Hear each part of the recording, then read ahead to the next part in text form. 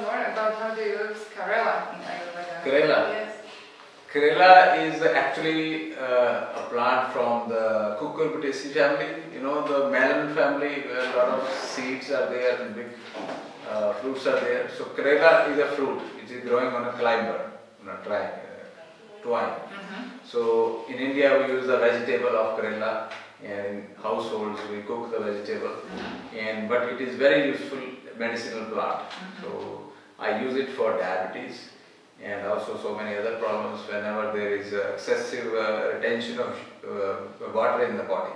And there is too much water in the body, I can use it as a diuretic, natural diuretic. And also good for indigestion whenever there is some formation of endotoxins in the body. These endotoxins are called ama in the body. And ama is, for example, when we mix some incompatible foods like milk, yogurt, cheese, and some citrus fruits, citrus food, and vinegar. So then there is fermentation of that food in our stomach. So that leads to formation of some endotoxins, that leads to various autoimmune disorders. And all those autoimmune disorders, they respond to this Karela very well. So it is ama digestive. It burns that ama, burns those endotoxins. So it is helpful in autoimmune disorders like rheumatoid arthritis and other. And there is accumulation of water in the body. And it is also good when there is enlargement of spleen. And also when there is liver failure and there is accumulation of water, ascites in the body. So to get rid of excessive water, so I use Karela. And also when there are parasites, sometimes the children or adults also, they get infected by parasites. So I use this Karela in the extract form, not in the raw form, but in extract form. And of course in diabetes, the most prominent use is in diabetes. So whenever somebody is suffering from diabetes, it can be type 1 or type 2, it doesn't matter. So we use in India for diabetes. So what happens when you give Karela to the diabetic patient?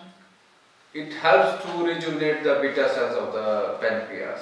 It helps them to function normally, function naturally, produce more insulin, and increase the response of those beta cells towards the food we take. Whenever we eat the food, the beta cells, they release the insulin.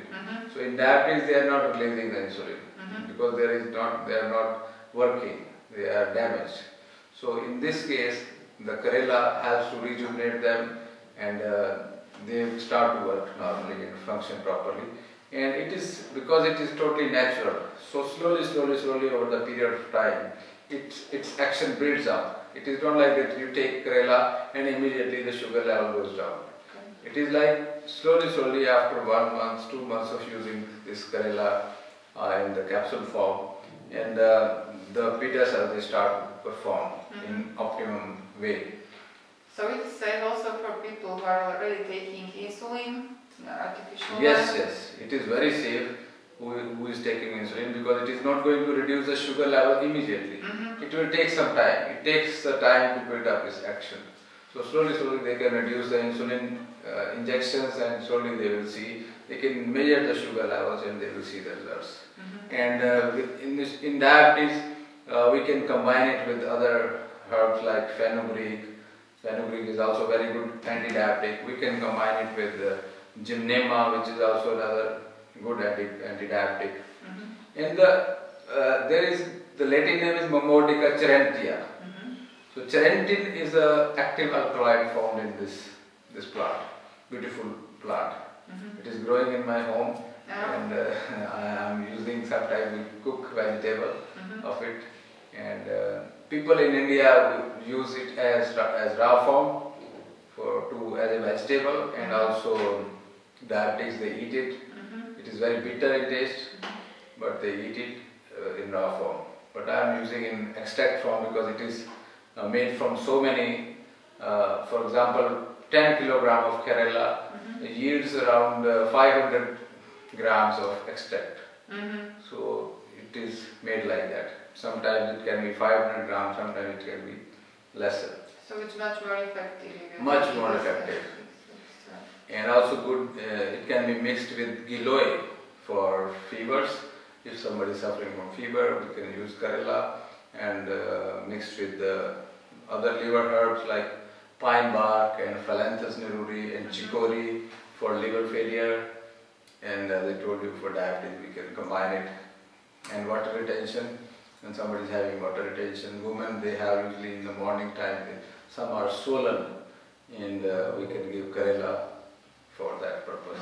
And mix it with, combine it with Changa piedra, another herb, Phyllanthus neruri, and that is also natural diuretic. So it is called stone breaker. This Changa piedra. So it's stone breaker in South America. People use it as stone breaker. In India also, in Ayurveda, we use it as this Bhumi Amla we use for stones, and we can use it with Karela. Even good for diabetes also.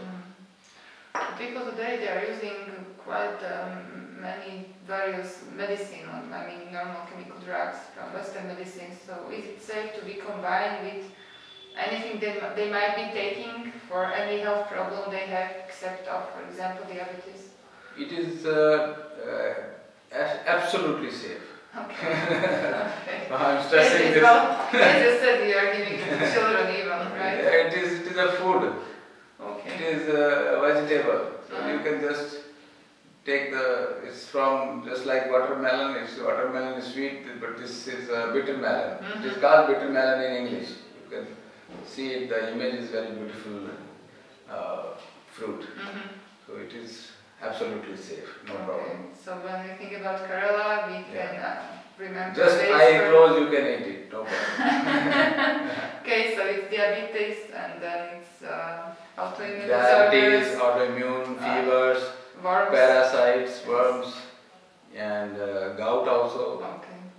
So many uses of this vegetable. Okay. Thank you very much. Thank you very much.